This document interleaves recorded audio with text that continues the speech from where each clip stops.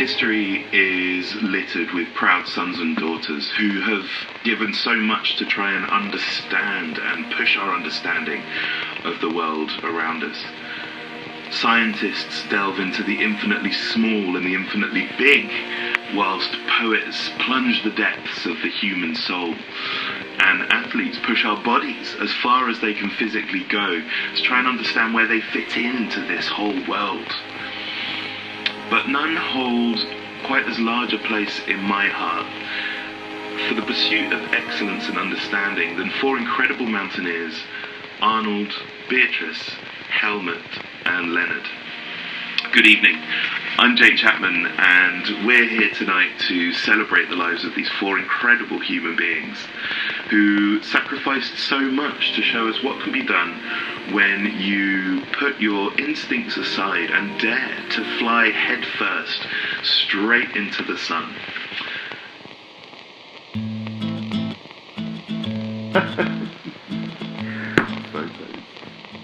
Listen, you're probably wondering how our four mountaineers first came to meet. Fittingly, they originally met at Minty Pepper's Institute for Modern Mountainology, where they tended bar for several years. And as adventurers would come and go, they would hear all of the great stories, whether it was the time Flopsy Herbert tackled Great Unakru from the Custard Range, or of course Prussian Greta's perilous death-defying bouts with cliff faces in Bolivia, where Sherpas would dangle from her bootstraps, and everyone would live to tell the tale. Of course, there was one story that stood out to them above all, and it was the story of Herein. It was said to be a perilous ascent with rock faces so sheer and jagged that it would tear up a yak leather boot like daggers through a flimsy hanky. Inspired by these incredible stories from the clubhouse and fueled by their own fertile imaginations, our quartet decided that they would be the first bartenders ever to tackle the pointy mess that is Herein, and they would only give themselves 1 year to get into peak mental and physical condition in order to do so. And so, training began. Every day would start at 10 a.m. with a leisurely breakfast, followed by an inevitable brisk stroll to walk off said breakfast. By noon it was time for lunch, but it's really in the afternoon that their training kicked into the next gear. 1 p.m. would see them going for a lovely little walk to collect and name butterflies. 2 p.m. the table tennis tournaments would start in the parlour, and then between 3 and 5 they would usually be seen in the gymnasium using some of the high-tech equipment that had been brought in especially to get them into physical condition. Now that they were in peak condition, a flight was chartered to Ulaanbaatar, whereupon horses were loaded for the trek north. It said that the trek between base camp and the peak of Herein is one of the most beautiful journeys that one can undertake. It's got spires of ice and rock and billowing tufts of vegetation intermingling with the cloud. Wild animals soar above the mountain, cawing out to their young, whilst others scuttle away into crevices to nest deep within the mountain. But the thing which brings travellers back again and again to the area, and which also mystifies researchers, are the rare roses which grow exclusively and indigenously along the track up Herein. They're very fragile, and it's said that when they're disturbed, they give off a sweet, intoxicating scent, known to induce a childlike sense of euphoria in whoever disturbs them. Wild ibex are seen on occasion flinging themselves merrily into crevices, whilst shark eagles are known to do incredible aerobatics whilst cackling wildly to themselves.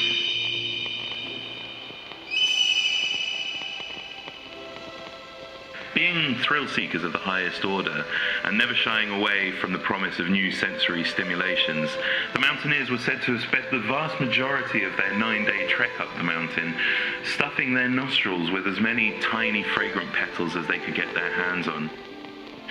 A quote from Beatriz's diary reads thusly: "It feels as though our lungs shrink as our hearts grow wider. The air is thin, but here we stand at the peak of mighty Herein, seat of the ancient gods. We stare out over a world both vivid and indifferent, we its masters, its tamers. entirely at its mercy. It's believed that Leonard was the first to lurch forward from the top of the mountain, deep rumbling belly chuckles erupting from him as his enormous strides widened down the rocky terrain. Some of the storytelling Sherpas who returned from the journey say that at this point Beatriz, with her eyes narrow as if understanding her destiny as it laid out before her, was next to go, with gritted teeth roaring forth a defiant laugh which echoed out into the valley. Arnold was one to never back down from a challenge, was said to be the third down the mountain, bounding after Beatriz, his fists clamped shut and hissing laughter through a wobbly smirk. Maybe succumbing to the peer pressure, or maybe overwhelmed by what he'd seen, it's believed that Helmut was the last to run down the mountain without making a sound, but with a smile imprinted firmly on his face. I believe it was Friedrich Nietzsche who said, "He who climbs upon the highest mountains laughs at all tragedies, real or imaginary."